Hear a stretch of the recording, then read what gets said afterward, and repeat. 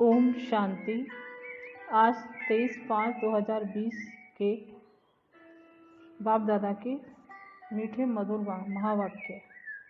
मीठे बच्चे, अपने को राज तिलक देने के लायक बनाओ। जितना पढ़ाई पढ़ेंगे, श्रीमत पर चलेंगे तो राज तिलक मिल जाएगा। प्रश्न है, किस स्मृति में रहो तो रावणपने की स्मृति विस्मृत हो जाएगी? उत्तर है, सदा स्मृति रहे कि हम स्त्री पुरुष नहीं, हम आत्मा हैं। हम बड़े बाबा शिव बाबा से छोटे बाबा ब्रह्मा बाबा द्वारा वर्षा ले रहे हैं। यह स्मृति रावणपने की स्मृति को भुला देगी। जबकि स्मृति आई कि हम एक बाप के बच्चे हैं तो रावणपने की स्मृति समाप्त हो जाती है। यह भी पवित्र रहने की बहुत अच्छी युक्ति है, परंतु इसमें मेहनत चाहिए। गीत है, तुम्हें पाके हमने। ओम शांति। रूहानी बाप बैठ रूहानी बच्चों को समझाते हैं, देखो सब तिलक यहाँ भ्रिकुटी में देते हैं।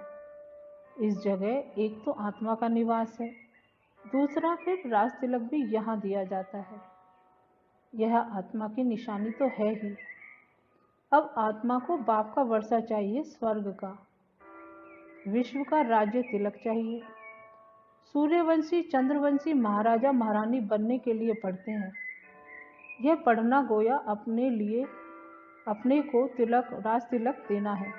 तुम यहाँ आए ही हो पढ़ने के लिए। आत्मा जो यहाँ निवास करती है वह कहती है, बाबा हम आपसे विश्व का स्वराज्य अवश्य प्राप्त करेंगे।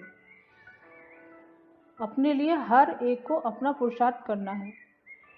कहते हैं, बाबा हम ऐसे सपूत बनकर दिखाएंगे, आप हमारी चलन को देखते रहना कि कैसे चलते हैं। आप भी जान सकते हो तुम अपने को राज तिलक देने लायक बने हैं या नहीं। तुम बच्चों को बाप का सपूत बनकर दिखाना है। बाबा हम आपका नाम जरूर वाला करेंगे। हम आपके मददगार सो अपने मददगार बन भारत पर अपना राज्य करेंगे। भारतवासी कहते हैं ना, हमारा राज्य है, परंतु उन विचारों को पता नहीं है कि अभी हम विषय वैतरणी नदी में पड़े हैं। हम आत्मा का राज्य तो है नहीं। अभी तो आत्मा उल्टी लटकी पड़ी है, खाने का भी नहीं मिलता है। जब ऐसी हालत होती है तब बाबा कहते हैं, अब तो हमारे बच्चों को खाने के लिए भी नहीं मिलता है। अब हम जाकर इन्हों को राजयोग सिखलाऊं। तो बाप आते हैं राजयोग सिखाने। बेहद के बाप को याद करते हैं। वह है ही नई दुनिया रचने वाला। बाप पतित पावन भी है, ज्ञान सागर भी है। यह सिवाय तुम्हारे और कोई की बुद्धि में नहीं है। यह सिर्फ तुम बच्चे जानते हो। बरोबर हमारा बाबा ज्ञान का सागर, सुख का सागर है। यह महिमा पक्की याद कर लो, भूलो नहीं। बाप की महिमा है ना, वह बाप पुनर्जन्म रहित है। कृष्ण की महिमा बिल्कुल न्यारी है। प्राइम मिनिस्टर, प्रेसिडेंट की महिमा तो अलग अलग होती है ना।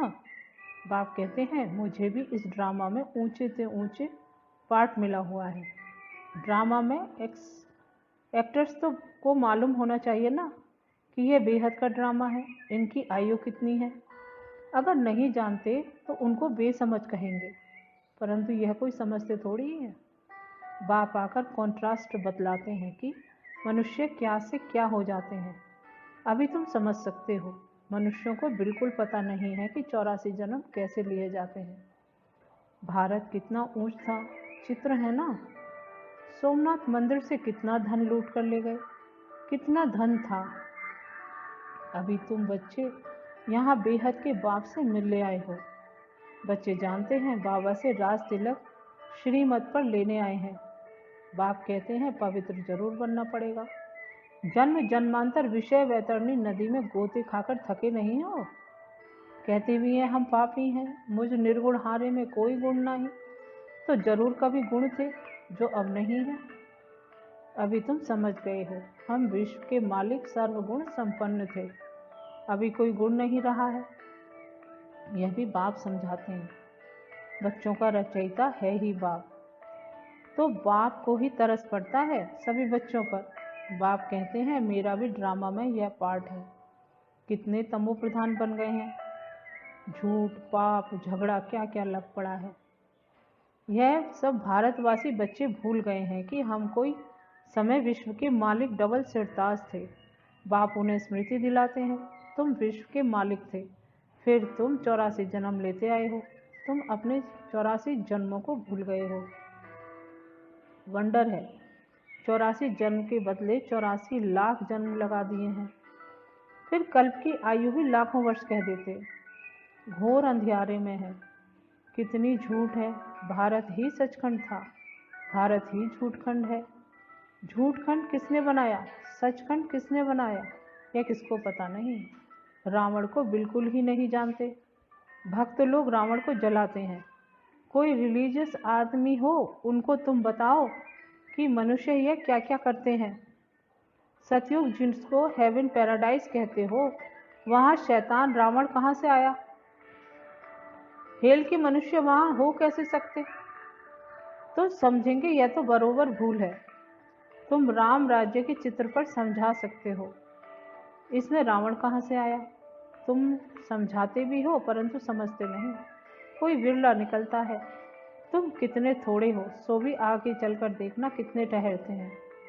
तो बाबा ने समझाया, आत्मा की छोटी निशानी भी यहाँ ही दिखाते हैं, बड़ी निशानी है राज तिलक।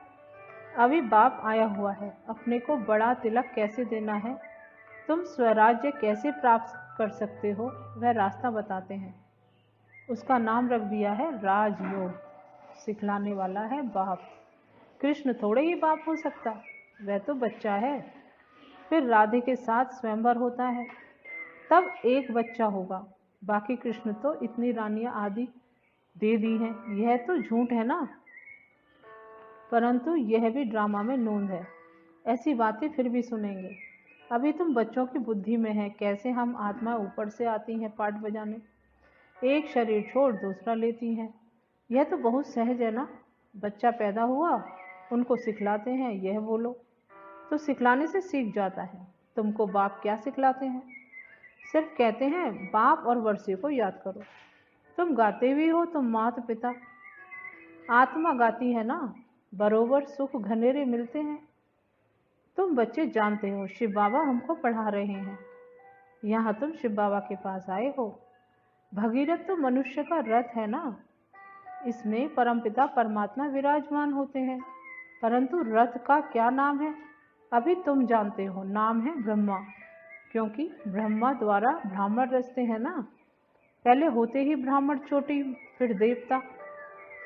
पहले तो ब्राह्मण चाहिए, इसलिए विराट रूप भी दिखाया है। तुम ब्राह्मण ही फिर देवता बनते हो। बाप बहुत बहुत अच्छी रीति समझाते हैं, फिर भी भूल जाते हैं। बाप कहते बच्चे सदा स्मृति रखो कि हम स्त्री पुरुष नहीं, हम आत्मा है। हम बड़े बाबा शिव बाबा से छोटे बाबा ब्रह्मा द्वारा वर्षा ले रहे हैं, तो रावण पने की स्मृति विस्मृत हो जाएगी। यह पवित्र रहने की बहुत अच्छी युक्ति है। बाबा के पास बहुत जोड़े आते हैं, दोनों ही कहते हैं बाबा जबकि स्मृति आई है, हम एक बाप के बच्चे हैं, तो फिर रावण पने की स्मृति विस्मृत हो जानी चाहिए। इसमें मेहनत चाहिए, मेहनत बिगड़ तो कुछ भी चल ना सके। हम बाबा के बने हैं, उनको ही याद करते हैं। बाप भी कहते हैं मुझे याद करो तो विकर्म विनाश होंगे। 84 जन्मों की कहानी भी बिल्कुल सहज है, बाकी मेहनत है बाप को याद करने में। बाप कहते हैं कम से कम पुरुषार्थ कर 8 घंटा तो याद करो, एक घड़ी आधी घड़ी, क्लास में आओ तो स्मृति आएगी। बाप हमको यह पढ़ाते हैं, अभी तुम बाप के सम्मुख हो ना। बाप बच्चे बच्चे कह समझाते हैं, तुम बच्चे सुनते हो। बाप कहते हैं हियर नो इविल। यह भी अभी की ही बात है। अभी तुम बच्चे जानते हो हम ज्ञान सागर बाप के पास सम्मुख आए हैं।